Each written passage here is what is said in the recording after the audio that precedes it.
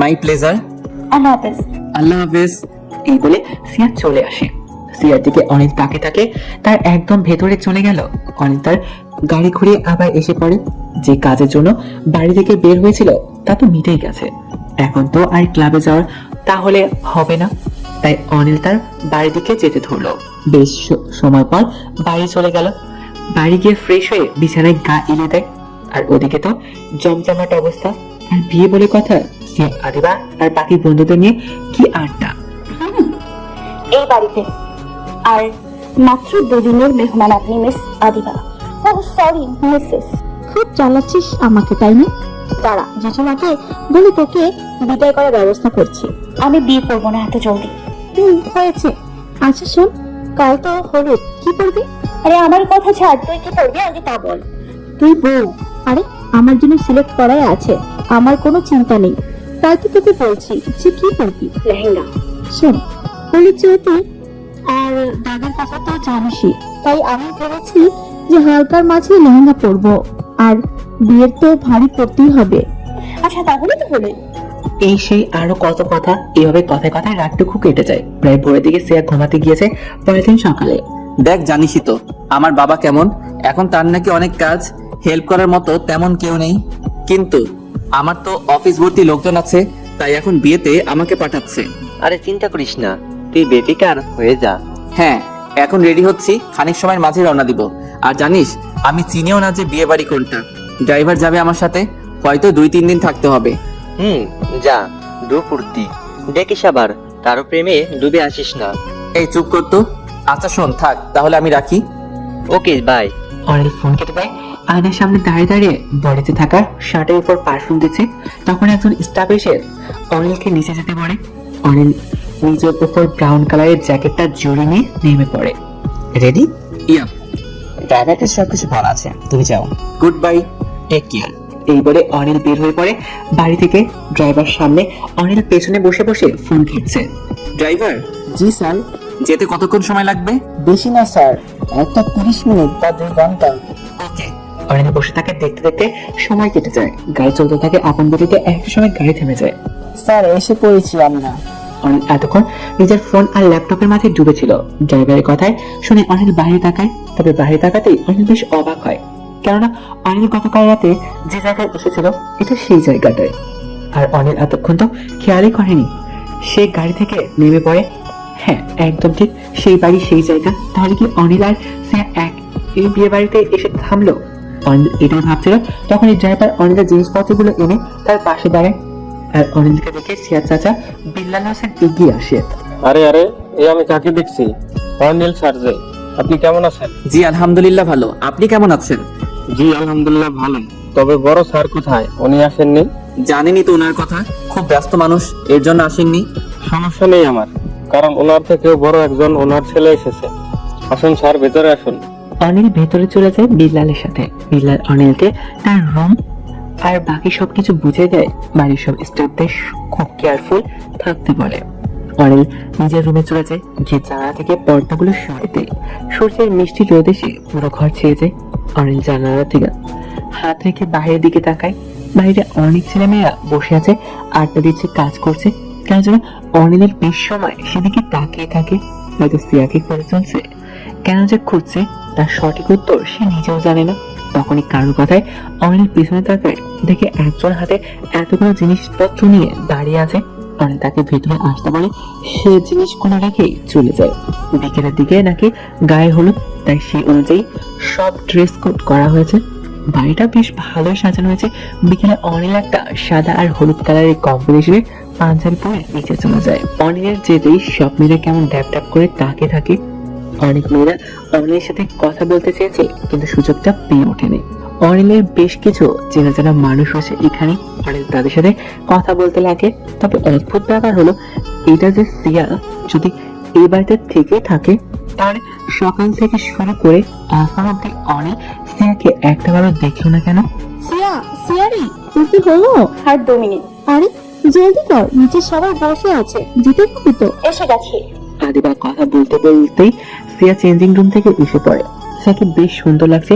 সেও কিছুটা হল থেকে লেহেঙ্গা পরছে, চুলগুলো হালকা কার্লি করে নিয়েছে, কানে বেশ বড় বড় ঝুমকো, হাতে চুড়ি, হালকা সাজ। এই তো শেষ। আরে বাহ, বউ আমি নাকি তুই? এত কিউট লাগছে। কাম দেওয়া শেষ হলে নিচে যাই। আর আমি চল। সিয়া আর আদিবা নিচে চলে যায়। অনিলের হাতে ড্রিঙ্কস নিয়ে খাচ্ছিল আর কথা বলছিল সবার সাথেই। তখনই সিয়া আর আদিবাকে নিচে নেমে আসে। আদিবাকে দেখে হলুদের দেওয়ার জন্য নিয়ে যায় হয়। সিয়া একাই আসতে থাকে আর তখনই অনিলের নজর সিয়ার উপর পড়ে, সেই হাসি মাখা সিয়ার উপর। অনিল সিয়াকে দেখে তো আক্কেল গুরুম হওয়ার মতো অবস্থা। অনিল বারবার এই মেয়েকে দেখে, বারবার কোনো না কোনো ভাবে এই মেয়ের সাথে অনিলের দেখা হয়ে যায়। এটা কি ভাগ্যের ব্যাপার নাকি শুধু একটা কাকতালীয় ব্যাপার? কোনটা? অনিল সিয়ার দিকে তাকাতেই ছিল, কিন্তু সিয়া ওর সাথে কথা বলছে। একটা সিয়ার মা এসে সিয়াকে নিয়ে যায় আদিবার কাছে। সিয়া আদিবাকে হলুদ দিয়ে দেয় আর আদিবাও দুষ্টুমি করে কিছুটা হলুদ সিয়ার মুখে লাগিয়ে দেয়, বাকিরা হলুদ দেয়। এভাবে বেশ আনন্দের মাঝে আদিবার হলুদ সন্ধ্যাটা কেটে যায়। সিয়া সেখান থেকে এসে পড়ে, হাতে আর গালে বেশ কিছু হলুদ লেগে গেছে, সেগুলো ধুয়ে নিতে হবে। তাই সিয়া একাই ভেতরের দিকে যেতে লাগে। সিয়া বারবার তার হাতের দিকে তাকাচ্ছে আর সামনে যাচ্ছে, কিন্তু তখনই পিছন থেকে বেশ চেনা চেনা একটা কণ্ঠস্বর সিয়ার কানে আসে। হলুদে তোমায় বেশ মানিয়েছে হলুদিয়া পাখি। এমন কথা শুনে সিয়া পেছনে ঘুরে তাকায়, দেখে অনিল মুচকে এসে দু হাত ভাঁজ করে দাঁড়িয়ে আছে। সিয়া তো এখন অবাকের চরম পর্যায়ে। অনিল এখানে কি করে, কিভাবে, এগুলো ভাবছে এখন সিয়া। তবে সিয়ার ভাবনাতে স্থির ঘটে অনিল। সে সিয়ার সামনে গিয়ে তুড়ি বাজায়। সিয়ার ধ্যান ভেঙে যায়। অনিল দিকে তাকাতে অনিল তার ভুরু জোড়া খানিক নাচায় আর সিয়া এখনো অবাক হয়ে তাকিয়ে আছে তার দিকে। সিয়া অবাক হয়ে তাকিয়েছিল, কিন্তু তখন অনিল দু হাত ভাঁজরত অবস্থাতে সিয়ার দিকে কিছুটা ঢুকে যায়। সিয়া পিট পিট করে তাকায়। হলুদিয়া পাখি, আমার নাম সিয়া। আহারে সিয়া, এক কাজ করো, তুমি তোমার নামটা কপালে লিখে নাও। দরকার নেই। সিয়া এই বলে উল্টো ঘুরে চলে যেতে নিলে অনিল আবার থামিয়ে দেয়। এই দাঁড়াও। তবে এবার সিয়ার মাথায় আরেক কথা এসে বাড়ি খায়। সিয়া ঘুরে গিয়ে কপালে বেশ কুচকে সোজা অনিলের দিকে আঙুল তুলে বলে ওঠে, ওয়েট, আপনি এখানে কি করছেন? কে আমি? না মানে ভাবলাম যেহেতু বিয়ে বাড়ি তাই বিন বুলাই মেহমান হয়ে এসে পড়ি, তাই এসে পড়লাম। ফাজলামি করবেন না, সত্যি সত্যি বলুন। আচ্ছা, কোনো না কোনো ভাবে আপনি আবার আমায় ফলো টলো করছেন না তো? যদি বলি হ্যাঁ তো? না মানে গতকাল থেকে শুরু করে এই পর্যন্ত বেশ কয়েকবার আপনার সাথে দেখা হয়েছে আমার। It's just a coincidence. তাই জানা হয়। অনিল হঠাৎ করেই সিয়ার দিকে এগিয়ে যেতে লাগে। এমন ভাবে এগোচ্ছে যেন দেখে মনে হচ্ছে কিছু তো একটা করেই বসবে এখন। সিয়া পিছাচ্ছে আর অনিল এগোচ্ছে। পেছাতে পেছাতে সিয়ার পিঠ একটা দেয়ালের সাথে লেগে যায় আর অনিল সিয়ার একদম কাছে এসে সিয়ার মুখে বেশ কাছে ঝুঁকে পড়ে। সিয়ার খিচে চোখ বন্ধ করে ফেলে। বেশ সময় পার হয়ে যায়, কিন্তু তবুও কিছু হচ্ছে না দেখে সিয়া চোখ মেলে তাকায়। সামনে তাকিয়ে দেখে অনিল এক ঘোর লাগার নামে তাকিয়ে আছে। সিয়া কিছু বলতে যাবে, তার আগে অনিল হুট করে সিয়ার গালে তার আঙুল দিয়ে খানিকটা স্লাইড করে। এতে বেশটুকু হলুদ অনিলের আঙুলের টাকায় এসে পড়ে। অনিল সেই হলুদটুকু নিজের গায়ে লাগিয়ে দেয়। সিয়া কিছু না বলে সেখান থেকে চলে আসে। অনিল তাকে তাকে কতক্ষণ, তারপর নিজেকে বলে যে সে আসলে এটা কি করলো। সে সিয়ার গাল থেকে হলুদ দিয়ে নিজের গালে কেন দিল? অ্যাকচুয়ালি হলুদ লাগে তো তার অ্যালার্জি, তাই না? অর্থাৎ ভালো লাগে না। তাহলে এখন এমন করলো কেন? অনিল নিজের করা কাজ নিজেই বোকা বনে গেল। সে নিজেও এসে পড়ে সেখান থেকে আর সিয়া নিজের গাল আর হাত থেকে হলুদ ধুয়ে রুমে চলে যায়। রুমে যেতে দেখে আদিবা সেখানে বসে আছে। কি রে, তুই রুমে কখন এলি? এসেছি একটু আগেই। সিয়াকে ধূপ করে বিছানায় বসে পড়ে। আদিবা নিজের কানের দুলগুলো খুলতে খুলতে বলে ওঠে, কি রে, কি হয়েছে? জানিস একটা ব্যাপার খুব করে লক্ষ্য করলাম, একটা ছেলে আছে, তার সাথে বারবার প্রায় সব জায়গাতেই আমার সাথে দেখা হচ্ছে। আমি যেখানে যাচ্ছি সেখানেই। বুঝতে পারছি না এটা শুধু কাকতালীয় ব্যাপার নাকি অন্য কোনো কিছু। হ্যাঁ, দিল মে লাড্ডু ফুটা। আরে ধুর হারামি, তেমন কিছু না। ছেলেটা এখানে এসছে। কি সত্যি? তাহলে তো ছেলেকে দেখতেই হবে। আমিও তো দেখি কে এই। এটাই বুঝতে পারছি না, এখানে ও কি করে এলো? মানে এখানে কেন? তুই আমার বোন, ও তোর বিয়েতে কি করে? আচ্ছা, ছেলে দেখতে কেমন রে? বেশ লম্বা চৌড়া ফর্সা, হালকা দাড়ি আছে, সুইট বডি। ওয়েট, আমি শুনেছি ওর বাবা পলিটিক্স করে। এই, তুই কি সাগর চৌধুরীর ছেলের কথা বলছিস? সাগর চৌধুরীকে? আরে আছে, ওনার ছেলে অনিল, আবরার চৌধুরী অনিল। এই রে, কি? ও ও ওই তো অনিল। ও আসলে ওর বাবার সাথে আমার বাবার কাজের সম্পর্ক আছে তো, সেই সুবাদে এসেছে। মানে ওনার ছেলে, উনিও বেশ নামি দামি কোম্পানির ওনার, চিফ গেস্ট। হাই রে, আমি আরো কি নাকি বলে এসেছি যে আমাকে নাকি উনি ফলো করছে। আচ্ছা ছাড় তুই তো, আর কি বুঝিস নি, বাদ দে। কাল তো বিয়ে তোমার, এখন খুশিতে নাচো। আর নাচানাচি মিস করবো ইয়ার। মিস্টার টু, কিন্তু আছি তো নাকি, দেখা তো হবেই।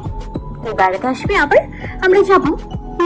বাড়িতে বেশ কাজ চলছে, সবাই অনেক আনন্দ ফুর্তি করছে, পটকা চালাচ্ছে অনেক নিচে বাগানের সাইডে। আর সিয়ার কাছে এই পটকার আওয়াজটা নিতান্ত বিরক্তকর লাগে। এসে সাদে এসে দাঁড়িয়ে আছে, হাতে 1 কাপ গরম কফি নিয়ে নিচের দিকে তাকিয়ে সব দেখছে।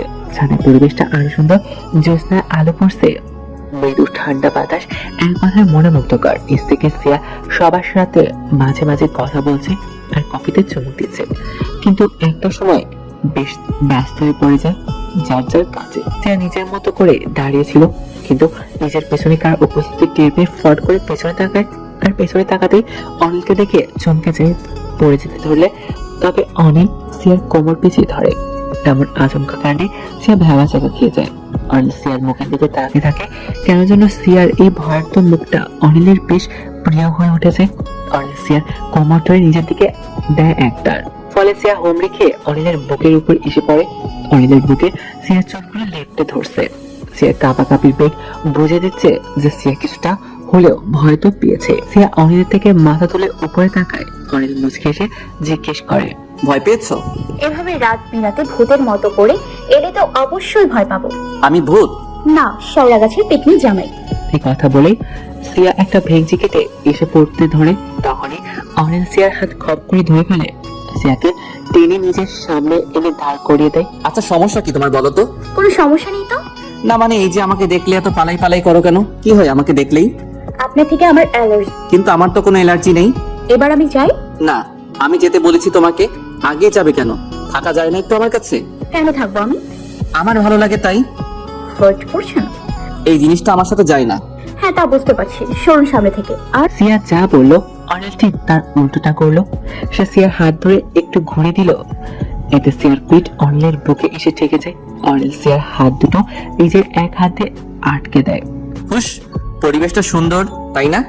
অনিল সিয়ার মাথার সাইডে নিজের নাকটা কিছুটা লাগিয়ে দেয়। আর সিয়া এমন কাণ্ডে অবাক। যদি সময়টা এখানে এভাবেই থেমে যেত কত ভালো হতো বলো। একদম ভালো হতো না। অনিল সিয়াকে এভাবে বেশ সময় ধরে রাখে। সিয়া এর মাঝে ছুটে আসতে চেয়েছে বহুবার, কিন্তু অনিল ছাড়েনি। হঠাৎ নিচ থেকে সিয়ার ডাক পড়ে, আর সিয়া তখন মাথা ঘুরিয়ে দেখে সিয়ার নানু তাকে ডাকছে। সিয়া চলে আসতে যায়, কিন্তু এবারও অনিল সিয়াকে থামিয়ে দেয়। কোথায় যাচ্ছ? আরে কোথায় যাচ্ছি মানে? ডাকছে তো। যেও না, এখানেই থাকো আমার কাছে। পাগল আপনি, ছাড়ুন। আর আমাকে সেই প্রথম দিন বলেছিলেন যে আমি নাকি কোনো ম্যানার্স জানি না, তাহলে আপনি তো জানেন না এভাবে হুট করে অচেনা একটা মেয়েকে কেউ এভাবে ধরে? তুমি মোটেও আমার অজানা অচেনা নও। তাই না? তা কবে থেকে ছিলেন আপনি আমাকে? 23 ঘন্টা 45 মিনিট 6, 7, 8, 9 সেকেন্ড আর কি এত হিসেব করতে হয়। আমি চলে যাব। না গেলে হয় না? না। এই বলে সিয়া অনিলের কাছ থেকে নিজেকে ছাড়িয়ে ছুটে নিচে চলে আসে। অনিল কিছুক্ষণ সেদিকে তাকিয়ে তারপর সাদের রেলিং এর কাছে চলে যায়, গিয়ে দেখে সিয়া যে কফিটা খাচ্ছিল তা এখানেই রয়েছে, একদম গরম ধোয়া বেরোচ্ছে। সিয়া যে দিকটা দিয়ে কফি খাচ্ছে সেখানে কিছুটা লিপস্টিক লেগে আছে। ব্যাস, অনিলের আর কিছু না ভেবে সোজা কফির মগটা তুলে সিয়ার ঠোঁট লাগানো অংশে নিজের ঠোঁট লাগিয়ে কফি খেতে থাকে। এই প্রথম অনিল অন্য কারোর মুখে জিনিস খাচ্ছে। ওদিকে দিয়া নিচে নেমে পড়ছে। হ্যাঁ বুড়ি মানো, দেখেছো কেন? সবাই হয়তো মেহেন্দি পড়ছে, তুই কোথায়? সবাই তোকে খুঁজে বেড়াচ্ছে।